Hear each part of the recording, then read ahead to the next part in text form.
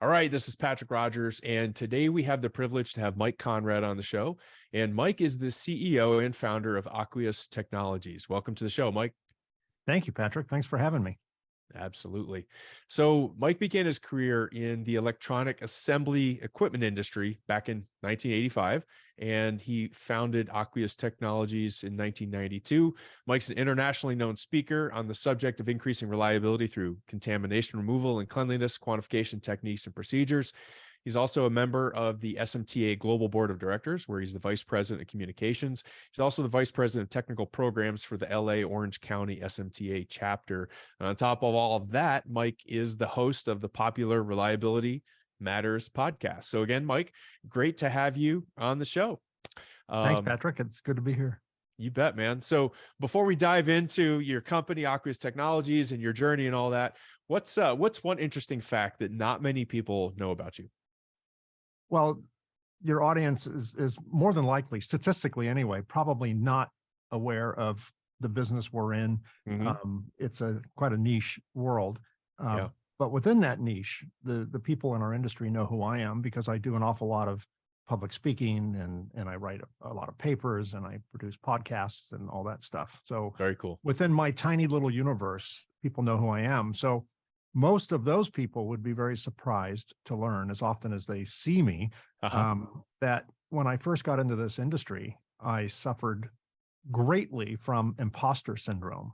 I did not belong there. I was a college dropout in a world of scientists and PhDs and things like that. So I was convinced the first time I gave a presentation in front of an audience of 200 or 300 people, I was absolutely convinced that I would be outed. I did not belong. When I was a kid, there was a children's magazine that my parents got for me, came every month, called Highlights Magazine. I think they still produce them. I love that magazine. Yeah, and there's a section in it every month that something to the effect of what doesn't belong. And they would show a picture of a kitchen, and in the kitchen there'd be a refrigerator, a mixer, a toaster, and a chainsaw, right? So your job was to circle the chainsaw. It doesn't belong. I was the chainsaw. You were thinking that was you. That was me. And fortunately, nobody outed me. Nobody was rooting for my failure. Although in my mind they were, but in reality they weren't. And then I just got used to it and got good at it and just kind of perfected that activity. Very cool. You know, it's funny. Imposter syndrome, man. It can really take people out at the knees. It's a mind game. It's total mind game. And it really only exists here, right? Only I'm sure there's a mind. few, like right now, there's probably a good example in Congress of at least one imposter that shouldn't be there. But in the real world, it's just insecurity, and it only lives in, at least in my case, it only lived in my head. It wasn't real. But try telling that to myself back then. You know, I was 24 years old, and 24 in a world of people way more educated than me. And I just felt like I cheated, like I skipped to the front of the line, and I didn't deserve to. I didn't stand in line long enough, so it didn't pay your dues or whatever. Exactly. So how did you deal with that? Okay, so you're there at this presentation, you give 200 to 300 people, you're a 24-year-old kid in an industry where people are probably the average age, reliability, the stuff you're talking about, we'll dive into it more, is, probably 40s, 50s. At least, right? So how did you deal with that? How did you kind of work through that imposter syndrome? My job was to talk about one thing, a very narrow subject, and I drilled down on it. I probably put, without exaggeration, I probably put 1,000 hours into my 35-minute presentation or my 25-minute presentation, and I just went over it and fact checked, and this is before the internet, so it wasn't so easy to do it as it is today. But I knew what I was saying was accurate and relevant. Wow. And it wasn't the material I was worried about presenting. It was me that I was worried about, because, how would someone 24 years old in a really super scientific, nerdy, geeky world know this stuff? So I overcompensated, and it's one thing I was confident on were my facts, and that's all people cared about. That's all. They didn't know how much time I put into it. It was probably not my best presentation. It was probably my worst in terms of delivery, because I was shaken. I was in a cold sweat, Yeah. because of all the other things, not Yeah. because Yeah. of the Yeah. content, but I was Right. confident in that. But, Right. um, how did I get over it? I just got used to it. And, Mm. you do things that are uncomfortable, and then they suddenly become uncomfortable. It's Force like when you yourself. Yeah. Yeah, it's like Totally. when you buy a car you can't afford, or a Right. house you can't afford. The first 2 months are crazy, and then you just get used to it. Everything just kind of molds around it, and that's the case in this example of my imposter syndrome.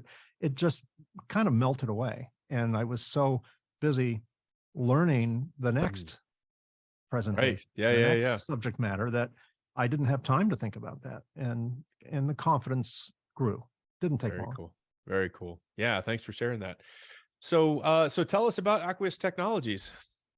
Well, we are, you introduced me as, contamination and reliability. I tell you, if you don't want to be bothered at a cocktail party, or have a neighbor on an airplane talk to you for too long, just tell them you're an expert in contamination and residues, on All right. circuit boards. Fair enough. That'll certainly cause people to exit your company very Not the quick. sexiest thing to talk Not the about, huh? sexiest thing to talk All about, right. but we don't do anything sexy. But the companies that use our equipment, super sexy. They build everything that you're using right now to communicate with me. We sell equipment to NASA and to Boeing and Airbus and to medical companies Oh, and wow. Okay. communications companies and all that. So Yeah. we don't make products at all. Well, we make machines, but our machines don't make anything. They simply make our customers' products more reliable. And it turned out that back in the before 1989, all circuit boards, after they were soldered, all the components were soldered to them, were cleaned, and they were cleaned using solvents that contained chlorofluorocarbons, or CFCs. CFCs. Yeah. Today's environmental buzzword is climate change. Just before it was climate change, it was referred to as global warming. And before global warming, there was ozone depletion. And Right. the Right. CFC issue led to ozone depletion. So 11 countries originally, and then eventually every UN member country, ratified a treaty in 1989 that would ban the production of certain solvents that contained these CFCs that were destroying Right. the ozone layer. Yep. It turned out that all the boards that were cleaned, or pretty much predominantly 90% of the boards that were cleaned using those solvents that were going to Sure. be phased out Yeah. over a 10-year period. And it freaked our industry out. So I was working for a startup company back in the day, and in 1989, and I came up with an idea, necessity being the mother of invention. Let's come up with a machine that doesn't use these solvents, but works just as well or better. Right. And I had some ideas. I was always clever, never educated, but clever. And I could MacGyver anything, and I said, let's do it. And they weren't very interested. And I pleaded and begged and pled my case, and they still weren't very interested. So eventually I made a deal with them. If they say no, sweeten the pot, right? So I made a deal with them that I would design this technology on my own time and Your my own own time. Okay. money. Yeah. Didn't have much money, but commit Right. to what we don't have. And no risk to the company. And they agreed to Right. Sure. that. They saw a good deal. Sure. And about Sure. 6 months later, I brought a finished product. I worked with a childhood friend of mine who was more clever than I. And we designed this machine. We built it in a garage and drug it out to my employer, and it looked good. And my employer says, "Does it work?" I'm like, "Yeah, it works very well. We've done all sorts of trials. It's like It works. Back to the Future. Yeah, it works Well, great. does it work? Exactly. Yeah." And we happened to be just down the road from a trade show that was happening in a couple of weeks, the largest trade show in our industry. And I said, "Let's stick the company label on it and throw it in the booth, see what happens." And they agreed. And we sold 5 of them off Oh, the floor. wow. We didn't even have, we only had the one built, right? So then I had 2 jobs: my day job, which was selling these machines for this company and the other products we made, and my night job and weekend job, which was building these machines, because they weren't allowed to overlap. And it turned out I'm a better designer than I am a builder. And I just couldn't keep up. So I did what I thought was the right move, a bit of naivety, because I was quite young. And I said, "Look, I'll sell you the rights to the machine for my out of pocket." Right? I think I had invested $15,000 total, which I largely got off credit cards and Mm-hmm. everything Mm-hmm. else. And I said, then it could be your machine, because I was convinced that, everything flows down. And if the company Yeah. is successful, I'll be successful. And Right. that's Sure. all I wanted. I didn't have Absolutely. any desire to be an entrepreneur. I Yeah. didn't think I wanted to run my own business. So, Uh-huh. so Uh-huh. we did that, and it was wildly successful. The products that startup started That's with awesome. were Yeah. failing because they were becoming very quickly obsolete. And the product that we brought to the company was succeeding. So So, you kind of saved the company, it sounds like. well, in my mind, I did. I'm sure It sounds in good to my me. mind, yeah, Superman. In fact, so much so that I thought I was the king of the hill. We had a meeting Uh-huh. scheduled, Yeah. probably about a year after I sold the technology to them, Mm-hmm. and that meeting was a product design meeting to Yeah. discuss what's next for our Yeah. products. And Right. Right. I thought that I would be crowned king. I would be carried in on a chariot and fanned with grape leaves, and That's right. Mike, what can we get you? Type of Uh-huh. thing. And not the case. I am None of that. guilty of exaggerated expectations, and Mm-hmm. Mm-hmm. and I came up with the next idea, which would be a machine that had absolutely no drain. We solved the issue of the CFC issues going up into the air and chewing on Right. the Right. ozone Right. layer, but I was convinced that the next thing our government would look at is what's going down the drain. So zero And discharge concept. yeah, so I said, I think we should build a zero discharge machine. And Mm-hmm. they said, no, we don't think so. We think we're going to do this other idea that was proposed by somebody else. And in my mind, again, my kind of arrogant, Mm-hmm. ego-fed mind, Yeah. I thought Yeah. that was a stupid idea, and I Uh-huh. thought my idea was brilliant. Uh-huh. And so I said, finally, I said to my boss, I said, I think you're making a mistake. And he Yeah, looked because at you said, me. is this the same boss as the last project too? Yes, yeah, the Okay. one where All he right. wasn't interested unless I paid Yeah. for Yeah. it. You would Yeah, think he would start paying attention, right? I thought I earned a little bit of street Uh-huh. cred with A little bit that. of street cred, right? I would hope so. Again, in my mind, I did exaggerated expectations. So I looked at him and I said, I think you're making a mistake. And he Mhm. looked at me and he goes, Mike, he looked at me and he said one word that started my company. And that word started with F and has 4 letters. And it's not the word your audience is thinking, Or nor although it myself. might as well have been, right? It doesn't rhyme with duck. It doesn't rhyme with duck. Okay. He looked at me when I said, I think you're making a mistake. And he says, fine. Like dismissive F you kind Totally. of, Yeah. might as well have Totally. been Right. an F Yeah. bomb. Might as That well. was my F bomb. Yeah. And within a nanosecond, at least up here Mm-hmm. in my head, Mm-hmm. I started the company. Yeah. It didn't, obviously I didn't start the company that second, but that's when the genesis of me Might doing as it well have. myself was born. Sure. Yeah. So I went home, I told my wife how unfair life is and, business sucks and blah, blah, blah. And she basically said, is it a good idea? And I said, I think it's a great idea. And she says, then why are you willing to give it away to somebody else? Why don't you just do it yourself? I love, Eh, the most successful men have powerful, wise women. Yes, absolutely. And Wives. I don't know if I didn't think of that or if I thought of it and instantly dismissed it because there's no way I could talk her into me quitting my job. But she was like, just do it. And that's all I needed to hear. And it Awesome. took a few more months. I would come home and play mad scientist in my garage. I designed the inside of the machine and the technology behind how it would work. I was back in the day, I could write code, so I would write the code for the controller that was being used. And I didn't get the aesthetics down, but I got the tech down. And Uh-huh. once I got it to the point where I actually had to build something, I thought, okay, I better resign because at some point I'm going That's to not cross my, an ethical yeah. barrier, right? And Okay. I don't want to be that guy. So I submitted my letter of resignation. I gave 2 weeks notice. And then I also put in my letter of resignation my intent to pursue the idea that they turned down. And Mhm. if my pursuit was successful, I would be a competitor. And I'm willing under that fact, I'm willing Yeah. to walk out the door right this second if you think that's appropriate. And they asked me to stay for a month, so they didn't feel threatened. So I stayed for a month, and Uh-huh. literally on my way home, my Yeah. last day, I left a little early. What Yeah. are they going to do? Fire me? Right. Right. Right. And stopped and signed a lease on a tiny little multi-tenant business park, business space, 1,200 square feet or something. Yeah.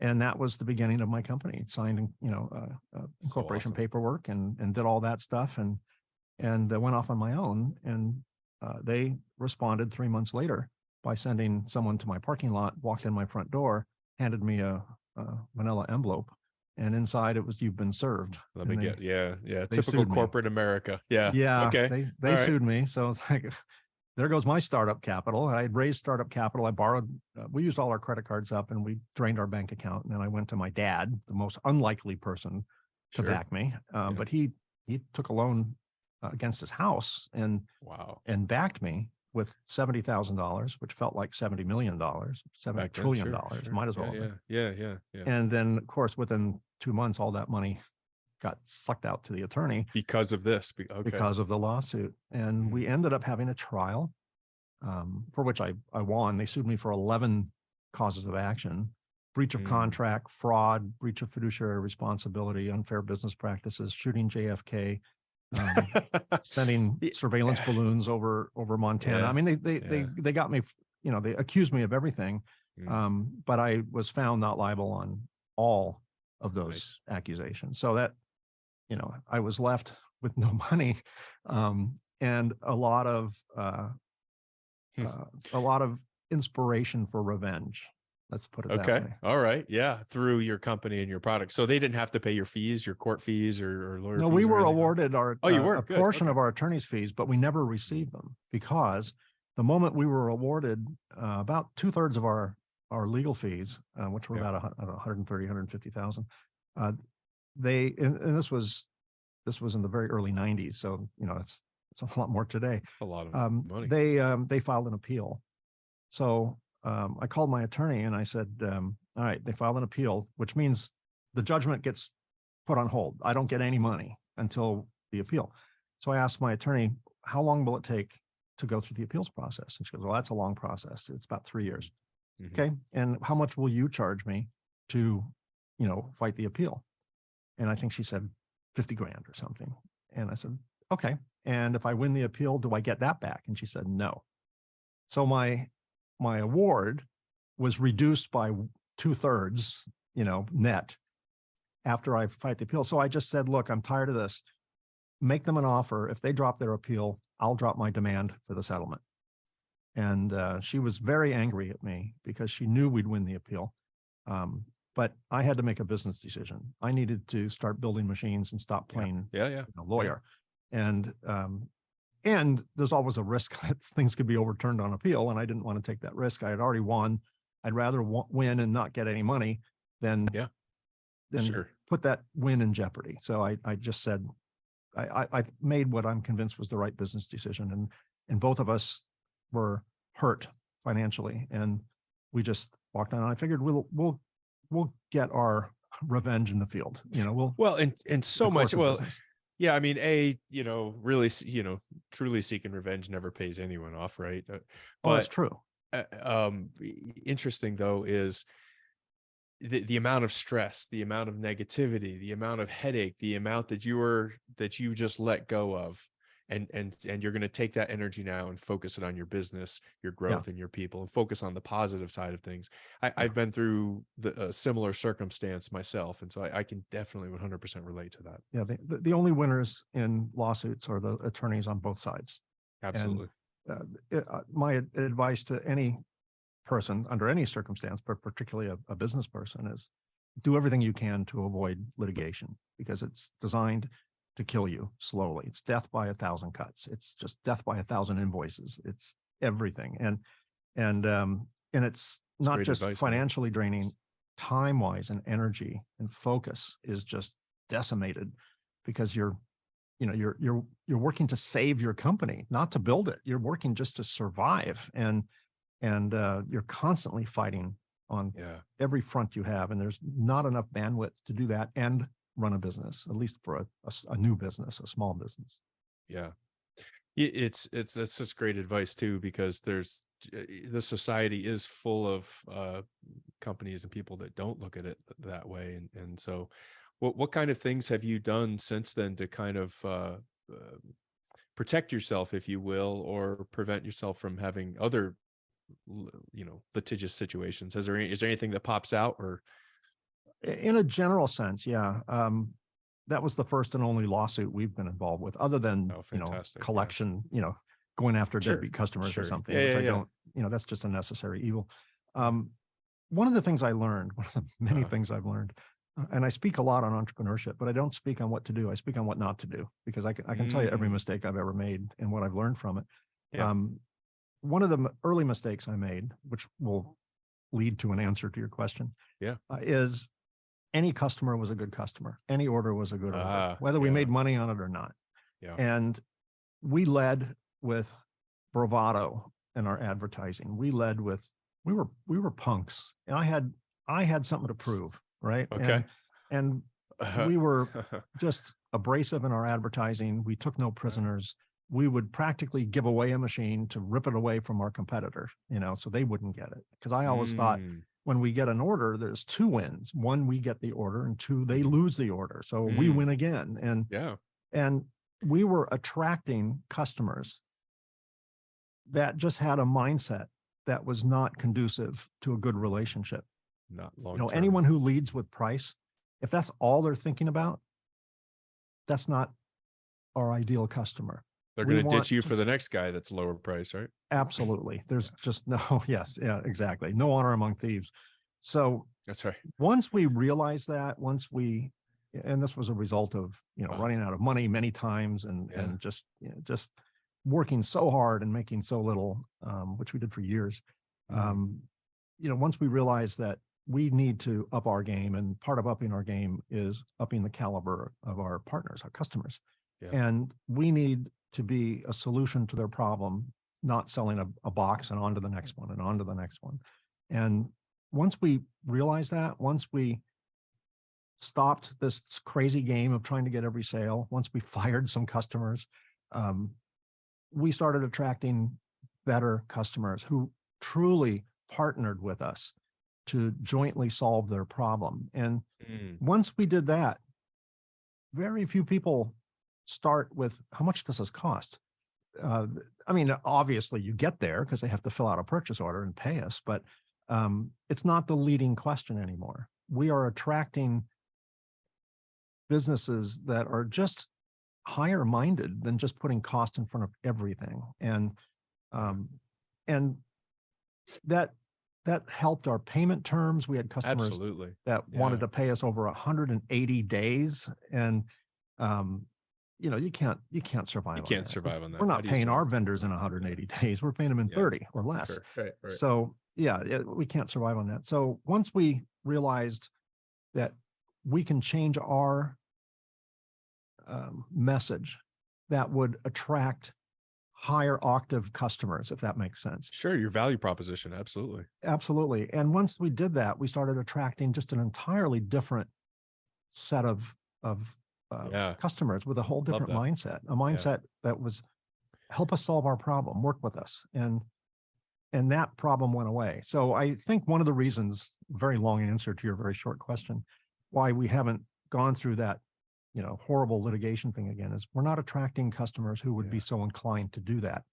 And we're not acting in a way that would, get us sued. We're not, we believe that, we're on this earth to do good and to make the world a better place, in addition to sell product and serve our customers. Mm, I firmly believe that there has to be something in it bigger than us and bigger than our company and bigger than our collective. hmm hmm And we need to, do something to make the world better. And, we found a way to do that while running our company. And when you do that, I think the business gods, and I mean that quite metaphorically, not religiously, but the business Sure. gods look down upon you and say, well, you deserve to go out of business, but you guys do good things for the world. We're gonna save you this time.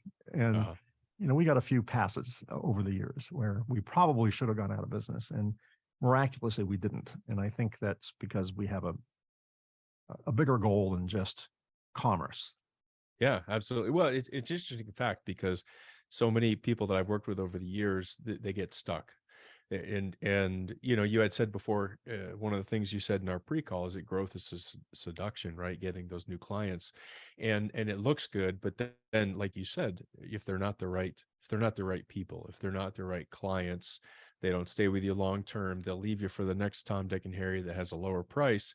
And then the other part of it is, if you don't have that value proposition, like you're saying, it's super hard to charge an appropriate price that allows you to scale your company. Right. One thing we learned is that growth is a seduction that most small businesses can't afford, because to grow, it's not just accepting more orders. It's you need a larger infrastructure, you need more inventory, you need more cash Yeah. to do all those things, and you need more talent to build all those things. You have to kind of invest in the future. And I can't tell you how many times our company has grown, and we're at a point where, once again, we're just not making any money. And I look back when we were a little bit smaller, we were doing well financially. Right. And, why didn't we just stay there? We were doing Right. well. Yeah. But Less ego, stress, smaller. yeah, exactly. But ego, here's what started my company. I brought, I mentioned I'm clever. I'm a good designer of stuff. I have a good vision. I'm just not good at actually doing it. So most CEOs are the same, right? We drive people. CEOs, entrepreneurs, by the way, company founders make terrible employers, because we drive people crazy, because we're just, I call us, people like us, arsonists. Only instead of starting fires, we start projects, and we never really finish them. We just go from one shiny object to another. Yeah. And our I'm team sure has many to listeners are relating right now. they're going, my boss is that way. Like, That's my boss. He knows my boss. Yeah. But we start projects, we don't finish them. So your team has to come up and either kill your projects or finish them, and whatever. But some of the skills I brought to the company, besides my tech skills, was ego, arrogance, naivety, a very poor assessment of risk. Those were the skills I brought to start my company. And are those bad? No, they're bad today, but they weren't bad then. They were necessary then, because 75%, Patrick, of all businesses fail. That's just a U.S. Bureau of Labor Statistics stat. Sure. Yeah. 75% fail. 25% survive, probably higher and lower in different industries, but that's the aggregate. So you got to have some ego and a poor assessment of risk and some naivete if you think that you're just going to be in the 25 percentile that succeeds, right? Right. And if you knew how scary it was, if you could appreciate the fact that there's only a 25% survival rate, sure, you would probably not go into business. If a doctor, God forbid, ever told you, you got this horrible disease and you have a 75% chance of 25% chance of survival, you'd be making end of life plans, right? And, sure. And you wouldn't be starting something that would require you to be around, because the odds are you won't be. So I value that limited skill set. I think the reason most companies go out of business, besides, that may be a bad idea or a bad product, but the most of the time, I think companies go out of business is because their founders, their leaders, fail to adapt new skills or acquire new skills. They think that what got them from A to B will get them from B to C. It's logical. And I find that is exactly the opposite. What got you from A to B will kill you from B to C, or E to E, or wherever on the scale you are. What got you here won't get you there. Classic. It will kill you. But it's like I had a magic wand. When we first started the company, I'd wave my wand and things would happen. They'd be successful. And then one day I walked in and my magic wand stopped working. It just didn't work anymore, because the company outgrew the skill set I had. So, I had to learn new skills, which is not easy. And where I couldn't learn them, I had to acquire them. I had to hire people with skills more appropriate for the stage in business we were at. And I think that's where most entrepreneurs fail. And I think that is what drives that 25% chance of survival. It's not that business is risky. It's not adapting to the required skills at the stage of your business that's risky. Like, I held on to ego way too long. So I thought, whatever problems I have, I can solve with growing and bringing in more money. And it turned out when you grow, the tide raises all boats. So if you have this much growth and this much problem, it kind of goes up almost exponentially, the problems, right? So we had to learn a very counterintuitive lesson, which is the word no is often more profitable than the word yes. And that applies to certain customers, certain products. At one point, we thinned out our product line because I'm a big believer in the philosophy that Jim Collins wrote about in his book, Good to Yes. Great, Yeah. where A, you have to have the right people on your bus, meaning the right team, and B, whatever you sell, whatever you build, whatever your Yeah. product offering or service Yeah. is, you need to really believe and have a good faith claim that it's best in class, not an also ran. And we had both best in class and also ran products, because the also ran was just the ego trying to get business away from our competitor. Right. And when we thinned out our product line and only offered what we could legitimately claim, accurately, I believe, to be best in class, um, things turned around for us. Yeah. And we just stopped selling things that anyone could build, frankly, because it took Mm. away our bandwidth. And we weren't the best at it. We were okay, but we weren't the best at it. So why would we demand a premium price? Why would we seek out best in class customers when we had Yeah. mediocre products, right? We weren't There's a great, attracting them. totally. There's a great book called The Pumpkin Plan. I don't know if you ever read it, but it basically does what you guys did a number of years back. Kind of walks people through how to look at their clients, how to look at what their special skill sets are for their company, profit margin, all this stuff, and really align how to align with what is your genius, what is your company's genius, and not copying other people. It sounds like you guys have done that, and it has paid off in droves. It has. It took. We've been in business now 31 years, and we've gone through multiple recessions, terrorist attacks, pandemics, Yeah, the whole nine. the whole everything. It's like a video game. Every year is like a new level in the video game, and the monsters are bigger, and the trapdoors are greater, and you have fewer lives left, and it's so you gotta know the cheats. I'm not a gamer, but I understand there's cheat codes that you can put Sure. in Yeah, and yeah, get on yeah. the internet. Our version of cheat codes is learning that wisdom of where we are as a company, where we're going as a company, and who do we need to be in Mm, order to kind of organically feed that mm. that trajectory. And the way we used to do it would have had a complete opposite trajectory. It would have kept us in that startup, um, you know, fight or flight, feast or famine mode. And Yeah. we need to change that. But you can't start that way. You can't start, I'm a big believer in, I used to kick myself over, why didn't I learn this sooner? I wasn't Sure. meant to learn it sooner. I Yeah, wasn't you weren't ready. ready. You weren't No, ready. exactly. Yeah. And Yeah. and if I knew everything I knew now, I don't know if I would start the business. Not because I regret it. I don't regret any second of it, but I would be too afraid to know what Mm. the consequences are and what the risks are. I had Ignorance my is bliss ego, sometimes. I had my ego in my youth, and Yeah. Yeah. Yeah. and that served me very well at the time. And if Yeah. I had my cynicism and enlightened attitude, I don't know if I would have started right away. Mm. If I would have been successful. I liken the skills I mentioned to start a business: the ego, the naivety, the arrogance, the poor assessment of risk. It's like super high octane starter fluid. Back in the old days, Right. when I was in high school, I took 4 years of auto shop, and if you wanted to start a carbureted car that hadn't started in a while, if you took the air cleaner off and you sprayed this super high octane Sure. starter fluid Yeah. down the carburetor, and it would start right up instantly. That's what the skills I brought to the table were. That was starter fluid. You Right. can't drive far on starter fluid. It would No. burn the No. valves. It would, Yeah. your engine would burn up, but you can get it started.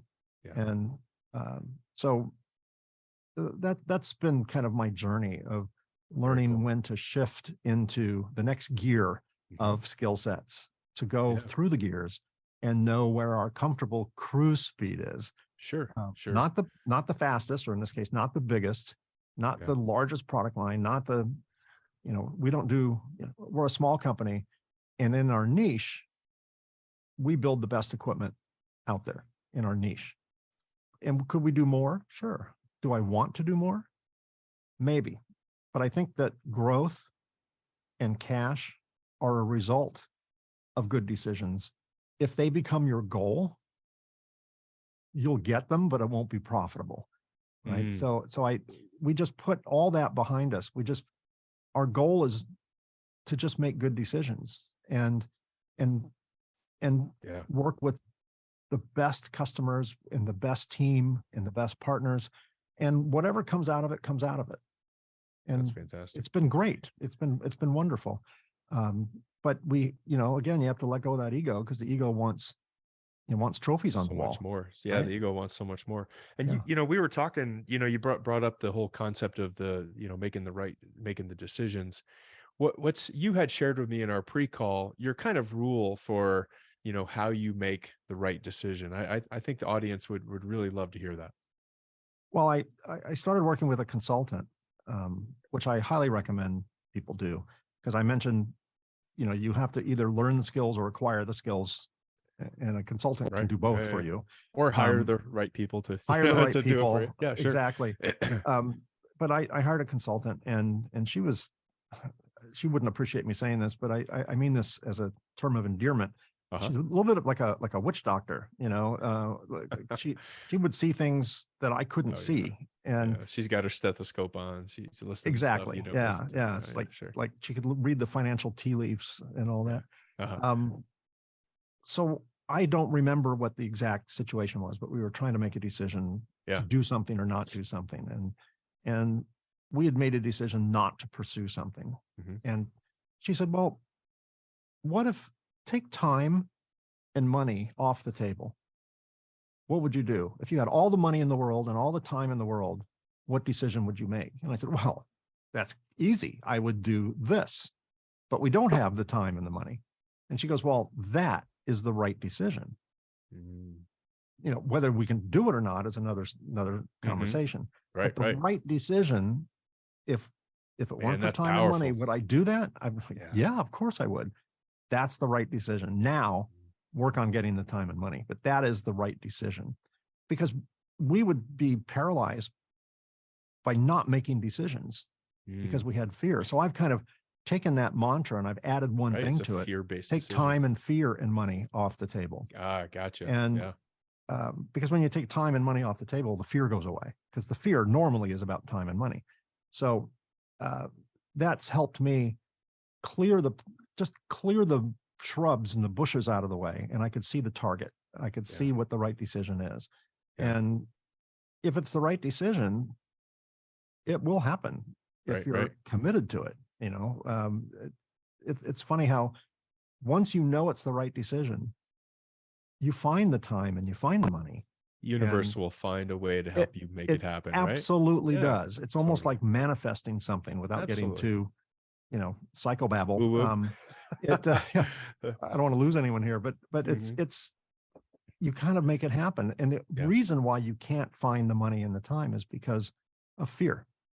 And if you can just take that out of the way, it just puts a spotlight over the right decision. And we've practiced that day in and day out. Every time Yeah. we've made a strategic move with the company, particularly an important move or a Right, bold move, right. Yeah. it's helped us realize what the right decision is. And we've made some Fantastic. pretty crazy decisions over the years. We made a decision several years ago to stop advertising and stop attending trade shows. It's like, whoa, why would we do that? That's the only way we communicate with our customers, our potential customers. Uh-huh. Yeah. But we switched it out to education. We abandoned a traditional marketing strategy Right. and or sales advertising Uh-huh. strategy, I should say, and Okay. we turned it into an education strategy, because we sell products that most people don't know they need, and they have a problem, and they don't. It's not intuitive that the products like the kind we sell are a solution to that problem. There's a chasm of knowledge there, or gap. So So you have to educate the marketplace on we the have to gap. educate the Yeah. marketplace. So we Create just the gap. Right. We only do education. We rarely attend a show. We just did, which was our first show in years. But we did it because we had a bunch of key customers that demanded we be there so they can have meetings with us to place orders. So like, okay, yeah, we'll go. But we didn't go to hawk our wares. We went for a kind of a higher purpose. And that strategy was very scary when we did it, because the only, I'm an old trade show guy. I love trade Sure. shows, and I Yeah. love the whole Yeah. bustle and the vibe and Sure. the Belly to buzz. belly with your customers. Yeah. Yeah. And giving that up and giving up our marketing, our advertising, first magazines, then digital ads, was scary because that's all I knew. But we took fear off the table.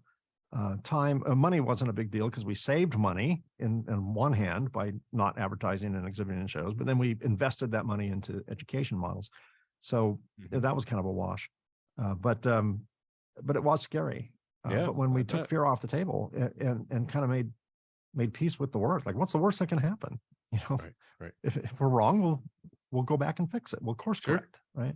Yeah. But that worked well for us, and that was, again, part of me says, why didn't we do that from the beginning? And then the other part of me says, because we weren't ready to do that. We wouldn't have done it well. Right? We would have done it with the wrong motivation. So the timing was right. So now your products are very obviously, when we look at sustainability model and really helping the environment, you're zero discharge. What's your impact on the environment? Like, are you guys measuring how much you actually are impacting the environment?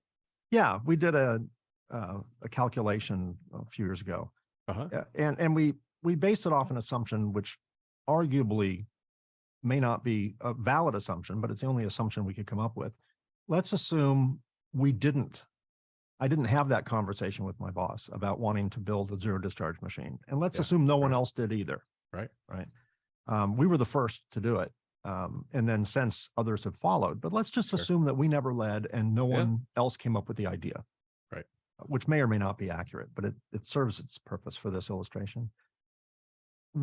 Our equipment saves, just our equipment, just our brand, just your company alone, not your competitors or anything. Okay. Assuming that they didn't buy our zero discharge model and they bought our discharge model, the one that puts stuff down the drain. Right. The difference between those is 30 million gallons of water. Wow. Just our brand. That's every year. Every year. In fact, that's a few years old, so it's probably a little higher now, but let's just go with 30 million. Now, the problem is when you come up with numbers like that, what's 30 million gallons of water? I mean, there's trillions of gallons of water in the ocean, right? So it's a quintillion gallons of water. What's 30 million gallons? Well, let's take a 5-gallon water bottle, the kind that you lug on top of a water dispenser at the office. And stack them up side by side, all filled with 5 gallons. That's 30 million gallons is enough water to stack those bottles from Los Angeles to Dallas. Wow. Right? That's 1,700 miles. That's 30 million gallons. What else is 30 million gallons? I live in a town that has 82,000 people, roughly. I calculated just for fun, how much water does a man and a woman consume in a day on average? Turns out they consume slightly different amounts. Men consume more than women. But if I just average it out, assuming 50-50 men, women, that's enough water to hydrate a city of 82,000 people for a year. So that's impact, man. I look at my town, I say, thank you very much. You can say thank you. I just saved us.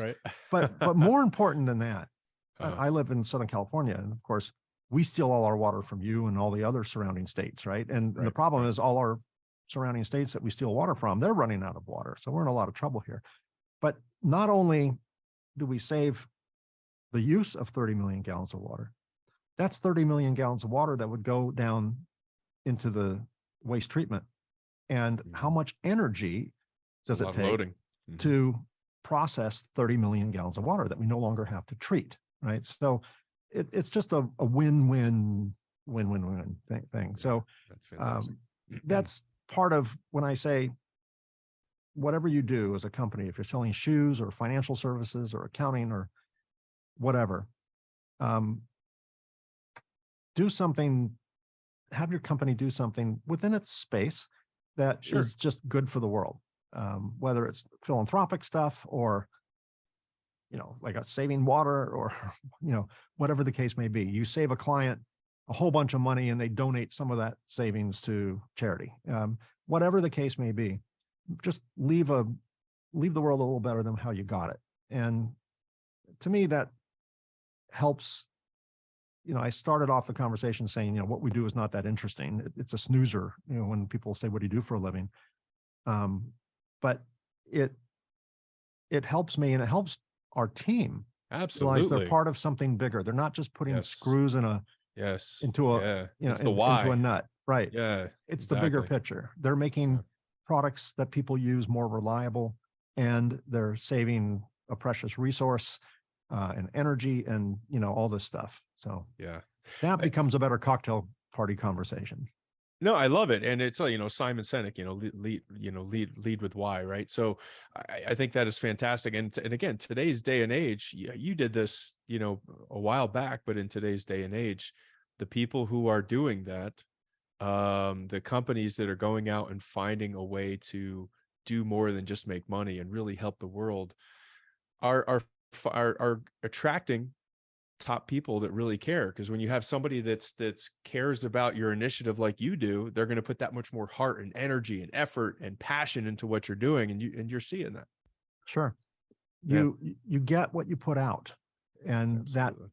that you attract what you put out. And so we attract team members that are absolutely amazing, and we attract customers that are absolutely amazing. We attract partners, Perfect. vendors, and such that are Yeah, absolutely yeah, amazing. yeah. And it makes it a joy to go to work every day. It makes it a joy to do business. And sometimes, I'm sure your listeners or viewers, that are entrepreneurs that have businesses, will be very quick to say sometimes not everything in their 9 to 5 is joyous, right? You put up with a Typically the lot other of way around, man. stuff, yeah, It's and you hope to find some joy. yeah, But there's no reason it can't be a much more, um, uh, enriched, absolutely. joyous Yeah, yeah. experience. Very cool. Yeah, but that took 31 years to figure that out. And I'm still figuring that out. The rules still change, you know. That's why Uh, after talking with you, I was like, oh man, we got to get Mike on the show, man. He's got so much experience to share. Yeah. Um, cool, Mike. Well, hey, again, thanks again for being on the show. What I'd love to do is just, I was taking some notes as I always do. I'd love to summarize my big takeaways. And then we'll kind of move on to the next part. So, for me, there was about 6 things that really popped out, and so many really good nuggets. But one of them is do everything you can to avoid litigation, right? The energy, the time, and the financial stress on you can restrict you from really focusing on your real growth. When you're up and coming and scaling, don't do the mistake of any customer is a good customer. Don't lead with price, really focusing on creating that unique value proposition, and surrounding yourself only with clients that value you and value your product and the long-term relationships. And you'll also attract the right people in your company when you do that. um, as you grow your company, learn to let go of that ego. And it's like you said the term shifting your gears, and I love that. I think that's fantastic, because there is a point where you have to let go and shift that gear into second gear, let go of that ego, make it about other people, acquire new skill sets that'll allow you to keep growing. The other one I thought was great is the word no, right? The word no is often more profitable than yes. And whatever problems you currently have, they just keep compounding as you scale. The last couple things here was decision, take time and money and fear off the table. I think that is so profound and so powerful, because we as leaders, and as we're constantly, as CEOs, we're constantly making decisions every day.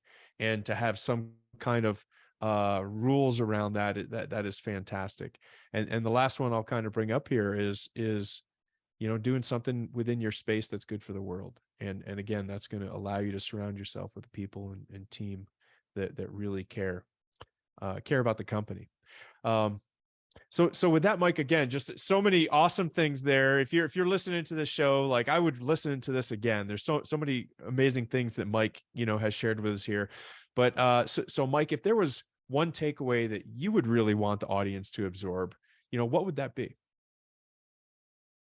well, I'll make it 1.5 takeaways. Okay, fair enough. The half would be, when I speak on entrepreneurship, I'm really normally pretty quick to point out that what I've learned doesn't just exclusively apply to someone building their own business. I think it can apply, those rules that I've learned, Yeah, can apply as if you're an employee in a company, if you're a rank and absolutely. file, if you're working in a Sure. cubicle, because you can be entrepreneurial and not have your own business. We equate entrepreneurs with business owners, Sure. but Right. I work with very entrepreneurial people that are Right. on my payroll, right? Yeah. And so I think we can learn there. I think the biggest bit of advice or takeaway I could give someone who's considering starting a business is, Yeah. don't give up. It's business is a little bit like boot camp. It's designed to weed out those who really aren't committed. It will be exceptionally hard. It will be difficult on every fiber of your body, financial, emotional, family, everything. Well, I'm a good cheerleader for starting a business. I know, right? But, Like, but shutting my shit down now. it is the most rewarding experience, kind of like raising kids. I don't think anyone with adult children, my daughter's turning 40 this year, I don't think any parent can say every moment was bliss and rainbows and unicorns. It's tough to raise a family. It can be challenged. Kids can be challenging. Teenagers can be challenging. But we do it, and we get great joy out of it, and it has returns that are just awesome. And the same in business. It's the hardest job you'll ever love, and but it's designed, I think, almost intentionally to make you prove your desire to succeed. Your commitment, sure. It's a commitment and a half, and but it's so rewarding. And just don't give up. And this from your podcast, and I talk to a lot of fellow podcasters, and everyone has told me, and everyone shares the same bit of advice. Like, if you start a podcast, just don't stop. Keep doing it. Well, no one's listening. Just keep doing it. Well, no one's watching. Just keep doing it. Just keep doing it. That's and right. Eventually you look back and you go, where do subscribers come from? Wow. But it grows so slowly. It's like watching grass grow. You don't see it grow, right? It's just one day it's long. And I think the same applies to business. And it's easy if we're looking at it every day. It doesn't seem to be going anywhere, but it is. You're building something. You're building momentum. It's like trying to turn a giant concrete 2-ton flywheel. It takes a lot of energy to get it going. Yeah, absolutely. But you just keep pushing it. And everyone that that's not in business will give you some sense of advice, most of which is probably worth the money you paid for it. But listen to your gut. My intuition, my gut has served me well, even though sometimes it's full of fear. In the moment, it served me well. And when I realized it was time to change, that came from a gut. My gut telling me I'm out of tricks. I gotta do something that I've never done before. I gotta go into an uncomfortable part of my life and deal with that. So just never stop trying. Just keep at it, and don't take everything I've learned and think you can just start that way. You will be on your own journey, and things will come to you at the right time, almost a synchronicitous kind of timing. Everyone is different. Some people will start with way more knowledge than I did. Some people will start with less, but everyone is on their own unique journey. Very cool. Awesome. Great advice, Mike. And, I think we could spend a whole nother podcast talking about trusting your gut and how to get to that point in your life. But awesome. Mike, again, thanks for being on the show.